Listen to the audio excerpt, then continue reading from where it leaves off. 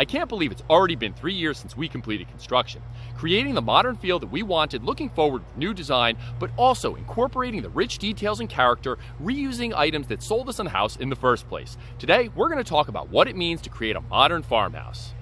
Before I head inside, I want to quickly talk about the exterior. Many items I've talked about before from an energy efficiency standpoint, including windows and doors, siding, and roofing, play an important role to create that modern farmhouse look. Let's talk about those quickly now. Nothing says farmhouse like board and batten siding. We chose white with a slightly different tone between the boards and battens to create a classic look. You could also achieve that farmhouse look with other colors like dark blue and red. If you want a long life and low maintenance option, go with hardy board, which is a slightly higher price point but works great. Keep the window design simple.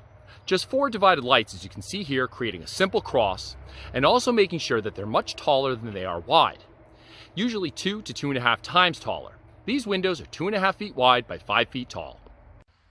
Don't forget to include glass in your doors as well. This is also a signature element to farmhouse design. It also creates a great open look and feel for the house. Here's a quick reuse tip for doors that can save you a ton of money.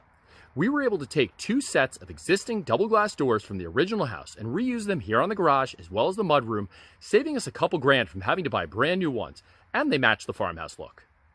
Hey, don't forget about the small details either. We chose lighting on either side of the door, sconces that look like hanging lanterns that have a rustic feel and tie into that modern farmhouse look. Whoa, time out. Don't forget about the metal roof to create that modern sleek feel for your farmhouse.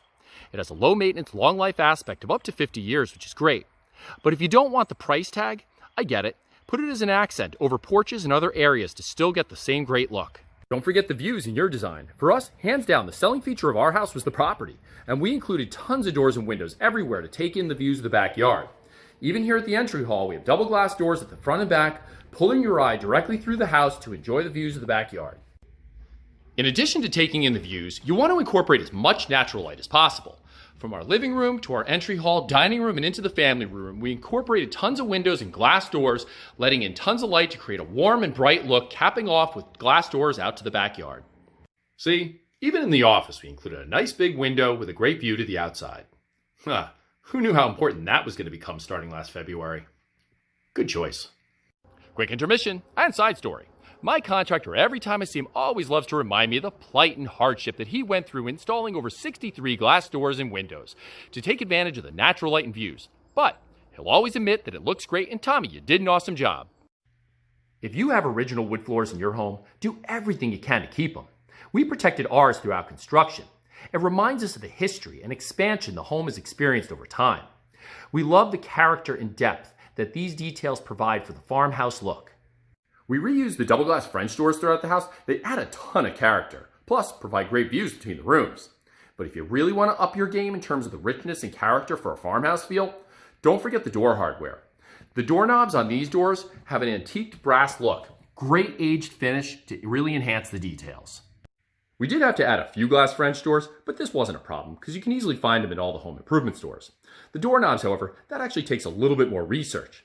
We weren't interested in having to go around to tons of antique shops to find ones that match what we already have, but with a little research online, you can find ones with the same finish and enough detail to be close enough, and you don't have to spend a fortune. If you want to complete the look of your doors and windows, you need to have great moldings.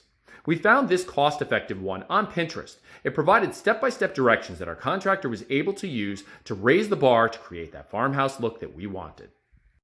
Here's that same molding design for the windows. Gives a great high-end look and feel.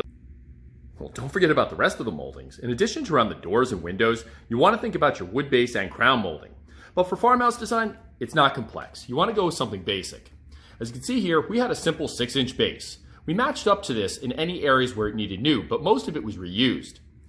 Up at the top, the crown molding, just a simple 3-inch crown molding. Again, this was mostly existing. And I'm going to be pulling out my carpentry skills this winter, tying in any areas that were missed. For our construction project, we really wanted to reuse as much as possible. Take this chandelier here. It was originally brass, which really doesn't give that modern farmhouse look. Nothing like a quick can of spray paint to create that new look and feel.